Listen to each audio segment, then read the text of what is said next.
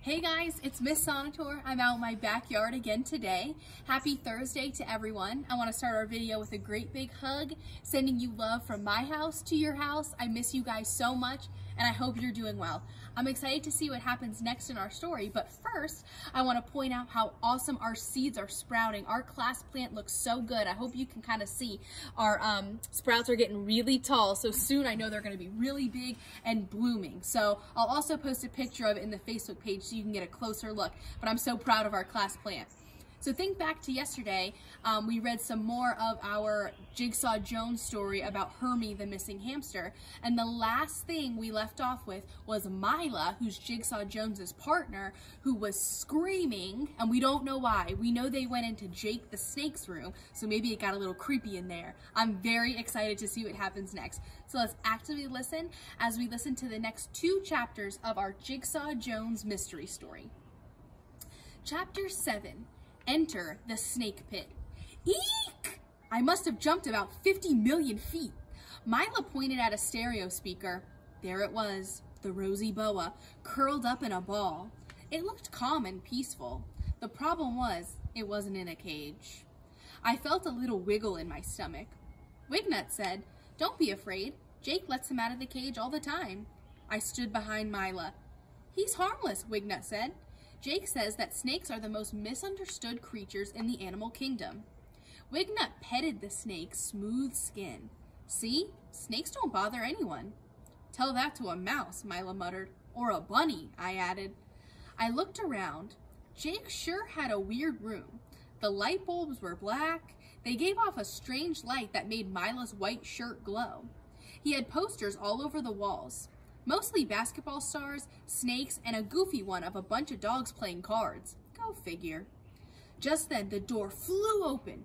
It was Jake, and he looked mad. "What are you pipsqueaks doing in my room?" he roared. "Didn't you read the sign?" I felt another wiggle in my stomach. Wignut stepped forward. "Sorry, Jake. It was an emergency." He pointed at me. "Jigsaw is a detective. He's trying to help me find Hermie." Jake looked at me. "A pipsqueak detective, eh? Well, try again, Sherlock. You can bet Hermie's not in here, or else Goliath would have gotten him." Goliath, I guess, was Jake's boa. "Actually," I said, "I was wondering if Goliath had opportunity." "Opportunity?" Jake asked. "Yes," I said. "Could it have slithered into Wignut's room?" Jake shook his head. "No way, no how. Goliath doesn't leave his room unless I take him." "Are you positive?" Mila asked. "Sure am," Jake said. "Besides, if he got out, I would have known about it, or my mom would have seen him. She's been vacuuming everything in sight for days." Jake picked up the snake. He brought him to Mila. "Here," Jake said. "Touch him." Mila touched Goliath. "He's not slimy at all," she said. "How about you?" Jake said, bringing the snake to me. No thanks," I said.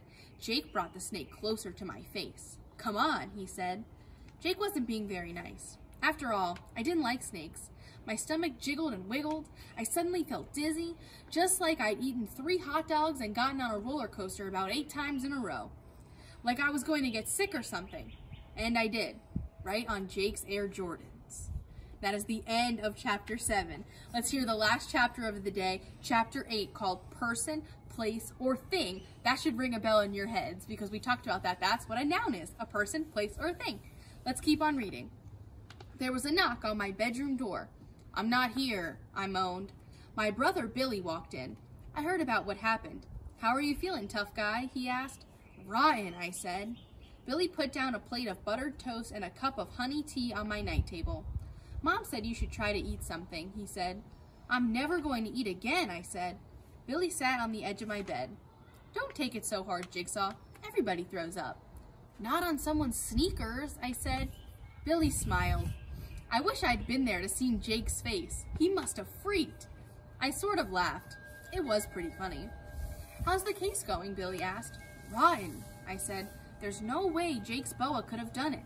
I'm ready to give up." Billy put his hand on my shoulder.